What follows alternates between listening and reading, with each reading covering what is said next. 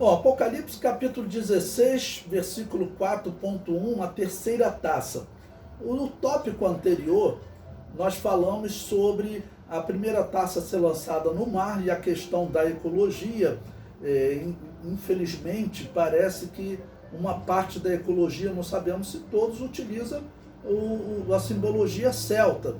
E até a Igreja Católica também utiliza essa simbologia celta. Então eu aproveitei para falar, olha, existe um espiritismo antigo que ele pode estar por trás, no meu entender, está por trás. Alguma coisa eles estão usando na ecologia, usando algo bom, mas fazendo uso dessa religião antiga.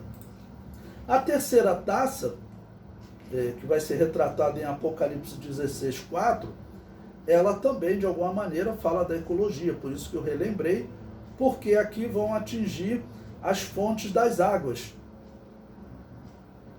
Então diz o seguinte, Apocalipse 16, versículo 4, ponto 1, a terceira taça. E o terceiro anjo derramou a sua taça nos rios e nas fontes das águas, e se tornaram em sangue.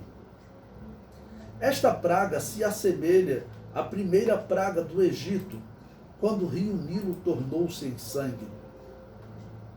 A terceira taça se assemelha à terceira trombeta. Bom, então primeiro, a primeira praga do Egito, ela foi algo semelhante. Então, o processo que estará acontecendo aqui, vamos pensar em como os israelitas olharão para esses sinais. Então os israelitas verão, acreditando que esses sinais eles serão literais, ou seja, a água realmente será atingida por alguma estrela, algo acontecerá.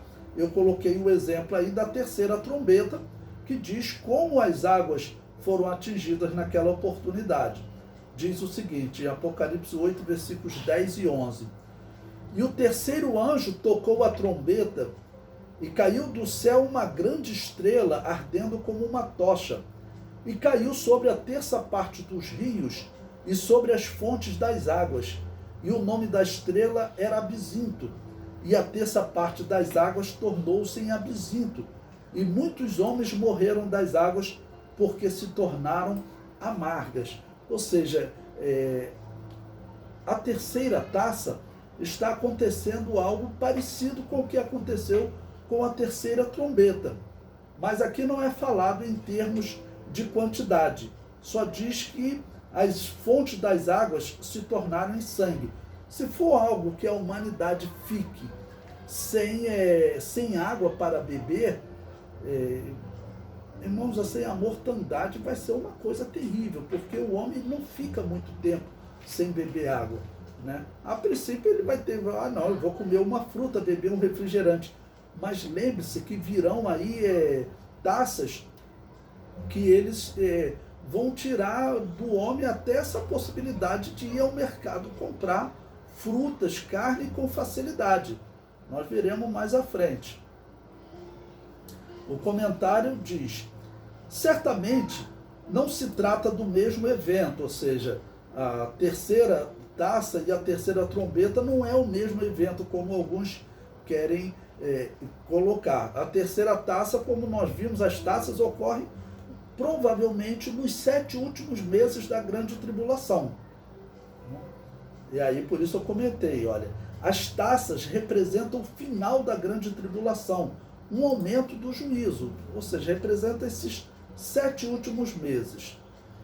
O historicismo, lembrando que historicismo é aquela interpretação que diz que o Apocalipse vem acontecendo na história da humanidade, muitas coisas já aconteceram, nós seguimos uma teoria que acredita que o Apocalipse vai se cumprir no futuro. A grande maioria do Apocalipse, só as 7 cartas é que se cumprem até o momento. Nós estamos vivendo a era de Laodiceia, a última carta. Então o comentário diz, o historicismo vê na terceira taça uma simbologia da Bíblia Sagrada simbolizada na água, está sendo deturpada pela Igreja Católica e outras seitas. Por que ele falou isso? Porque as águas se tornaram contaminadas e as pessoas morreram, estariam morrendo espiritualmente, né? Porque a Igreja Católica e as seitas colocaram tantas heresias, misturando com o espiritismo, com outras coisas, e na verdade é uma religião morta. Esse seria o significado. Mas a mensagem parece ser literal. A humanidade ficará sem recurso hídrico nos últimos meses da grande tribulação. Ou vai ter assim uma grande escassez. Aqui não está dito que eles não poderão, por exemplo, cavar um poço. No Egito eles puderam cavar poço, né? Houve aquela transformação, mas quando eles cavavam poço, eles puderam. Aqui a gente não sabe dizer se eles poderão ou não cavar poço. O comentário prossegue. Na primeira taça, os seguidores do anticristo serão atingidos com uma chaga maligna. Essa foi a mensagem da primeira taça. Né? Essa chaga maligna, eu falei para vocês que ela já causava muitas inflamações, ou seja, a humanidade vai ficar doente diretamente no seu corpo, além dos males que poderão ter, como um coronavírus piorado, qualquer outra coisa, né, enfermidades que existam, a humanidade ela vai ser tocada diretamente na carne de todo ser humano. A segunda taça, o mar será atingido e ocorrerá um aumento da fome. Na primeira taça, é bem provável que os israelitas sejam protegidos, né? Os israelitas serão protegidos, mas na segunda taça, eles acabam sendo atingidos, porque o mar que faz fronteira com Israel, ele é atingido, então, de alguma maneira, Israel vai acabar por sofrer um pouquinho as consequências da segunda taça. A terceira taça atingirá as fontes de água doce e a humanidade passará por uma sede extrema. Mais uma vez, nós não sabemos se Israel será atingido, ou seja, se o Monte Hermon, onde nasce, né, os rios, uma grande quantidade das águas de Israel que alimenta Israel, se ele será atingido e outras fontes menores que existem, ou se Deus vai nesse momento proteger Israel. Por quê? Neste momento da grande tribulação, próximo ao fim da grande tribulação, a conversão em Israel deve estar muito grande. Lembra-se que nós falamos, a conversão deve ter início no começo da grande tribulação, talvez com 2 rabinos se convertendo, essa é uma possibilidade, com 2 rabinos se convertendo à fé em Jesus, ou Moisés e Elias voltando para pregar. O importante é, na primeira metade da grande tribulação, as 2 testemunhas pregam e elas já devem ganhar muitas almas para Jesus. Essas almas, elas são representadas em um número, 144 mil. Na segunda metade da grande tribulação, as 2 testemunhas morreram, esses 144 mil estão pregando. Nós vimos isso quando nós estudamos Apocalipse capítulo 14. Elas estão pregando por 3 anos e meio, na segunda metade da grande tribulação. Nesses últimos 7 meses, certamente a pregação estará tendo resultado e o número de israelitas convertidos certamente é bem grande. Então, é bem provável que, como sinal, Deus faça algo semelhante como fez lá no Egito.